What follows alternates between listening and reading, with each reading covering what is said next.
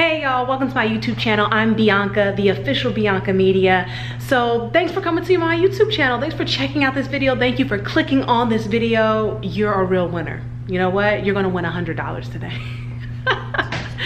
That Mega Millions, y'all, everybody was trying to win. Did y'all get a ticket? Did you buy a Powerball ticket? You know what? A little secret about me. See us getting intimate and closer? I've never bought a lottery ticket. I think I need to do that for my birthday next year, y'all. I've never bought a lottery ticket. Have you? Have you bought a lottery ticket? Drop down below if you bought a lottery ticket, number one, and then two, if you've ever won like a scratch off or anything like that. You know what? I think that's gonna be a video coming up. Bianca buying her first lottery ticket. But anyways, I hope y'all doing okay. First of all, thank you for coming to this channel. Before we even get into the video, go ahead, press like, press subscribe.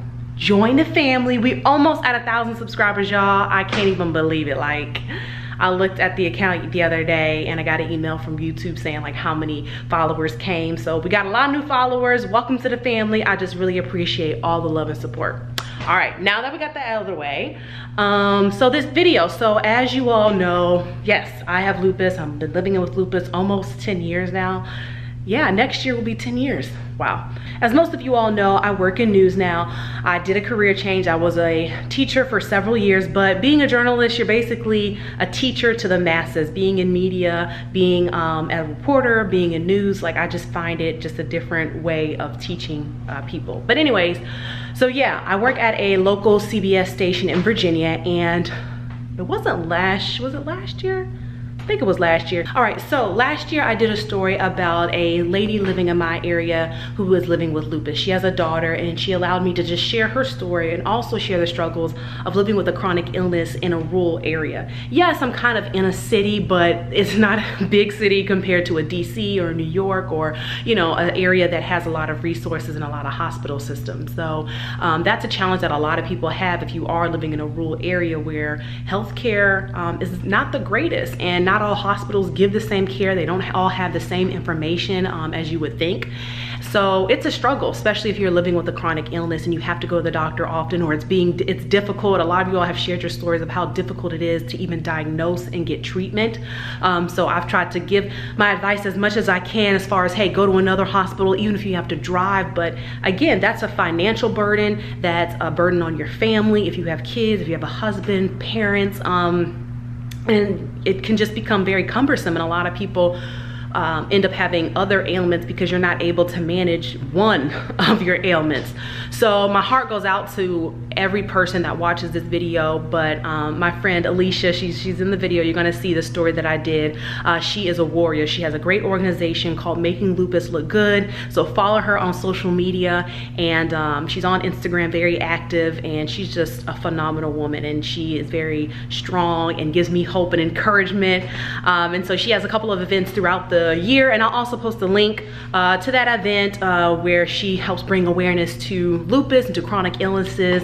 And we just got to stick together. You know, everyone has a different story, and we can all find strength and encouragement in each other's stories, because we're all kind of, you know, figuring this all out and finding out what works best for us. A lot of you all have asked about medications and how I navigated it, so I try to share my story. But I hope you all enjoy this news story that I was able to do. And yeah, let me know your thoughts down below, and enjoy. Talk to y'all later. Bye.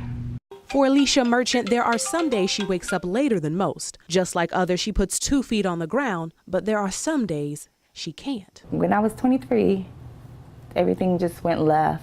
I woke up one morning feeling exhausted, and I couldn't put my finger on it. I didn't know what it was, but I knew that something was off.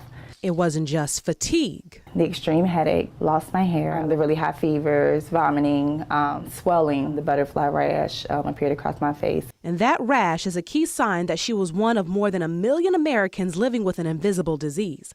Lupus. It's an autoimmune disease where the body goes into overdrive, attacking foreign invaders and healthy organs like the kidneys. And I actually had someone tell me once that I didn't look sick. So I think that was the hardest thing, was having to stop working. There were now boundaries that I had to pay attention to. Lupus impacts everyone differently, but 2 things are often the same: lots of medications and lots of trips to the rheumatologist and other specialists. Kidney disease is probably the second or third commonest manifestations. You have to play well with the skin doctors because, again, that would be the commonest way of them presenting. Certainly the lung doctors, the hematologists, you'd need to involve at least one or two other specialties in the care of the lupus patient. After a person's diagnosed, it can be difficult finding a doctor and even harder if you're not in a major city trying to manage an illness. We have 4 providers right now. We have 3 doctors and a nurse practitioner, all very capable. But you can imagine going from, 6 or 7 providers to 4 providers, and of course the surrounding area also having a lot of retirement. New patients sometimes have to wait 6 months to see a doctor. Dr. Bancoli says Carilion is recruiting recent medical school grads, but it'll be a while before those doctors are ready to treat lupus patients. Though medical obstacles are hard, Merchant is now a warrior for others, creating an organization called Making Lupus Look Good. I never want any woman that I come in contact with that has lupus to go through that alone. The organization provides support for those battling the disease like herself. Even though someone may make this look good or make their life look good, or they may look good that particular day, doesn't mean that they aren't fighting a battle. 90% of people diagnosed with lupus are women, most in their early 20s. Just like Alyshia, I was 23 also when I was diagnosed. Lupus is a disease that many people don't know they have because it can disguise itself as something else. It can be fatal if not properly diagnosed and treated. In Roanoke, Bianca Holman, WDBJ 7.